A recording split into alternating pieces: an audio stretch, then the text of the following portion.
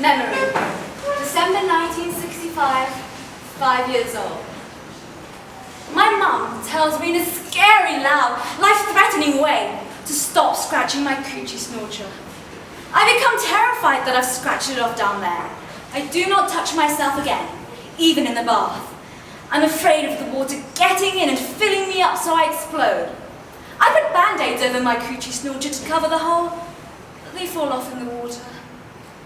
I imagine a stopper, a bathtub plug up there to prevent things from entering me. I sleep with 3 pairs of Happy Heart pattern cotton underpants underneath my snap-up pajamas. I still want to touch myself sometimes, but I don't. Memory. 7 years old.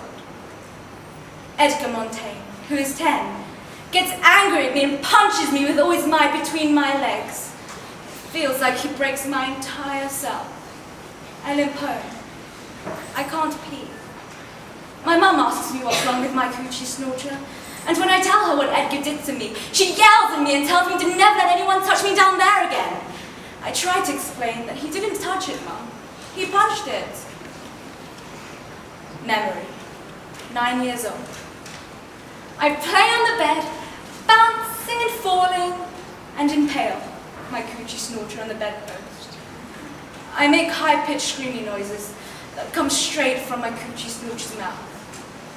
I get taken to the hospital, and they sew it up down there from where it's been torn apart. Memory. 10 years old.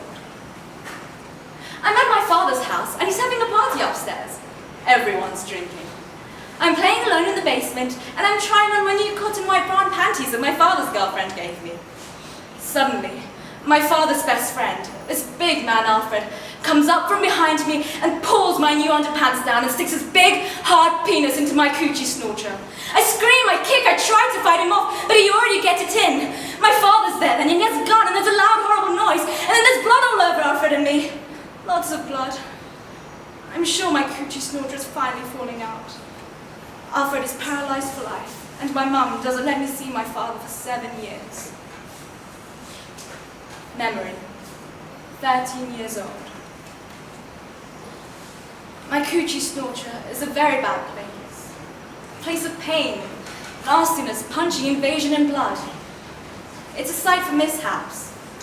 It's a bad luck zone. I imagine a freeway between my legs, and I am traveling, going far away from here. Memory. 16 years old. There's this gorgeous 24-year-old woman in our neighborhood, and I stare at her all the time. One day, she invites me into her car. She asks me if I like to kiss boys, and I tell her I do not like that. Then she says she wants to show me something, and she leans over and kisses me so softly on the lips, with her lips, and then puts her tongue in my mouth. Wow. She asks me if I want to come over to her house, and then she kisses me again and tells me to relax, to feel it, to let our tongues feel it. She asks my mum if I can spend the night, and my mother's delighted that such a beautiful, successful woman has taken an interest in me. I'm scared and I can't wait.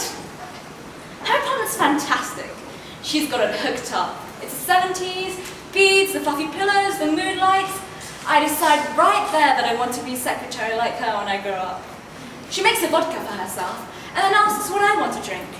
I say, the same as she's drinking. And she says she doesn't think my mum would like me drinking vodka.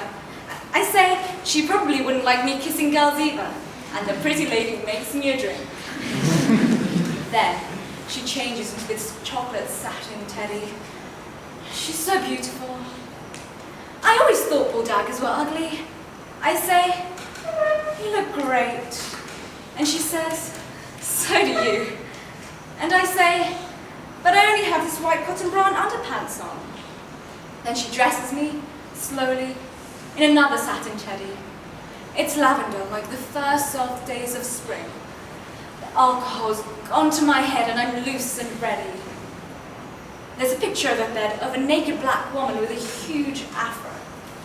She gently and slowly lays me out on the bed, and just our bodies rubbing makes me come.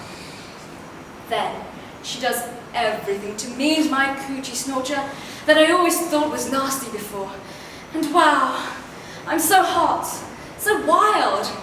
She says, your vagina, untouched by man, smells so nice, so fresh.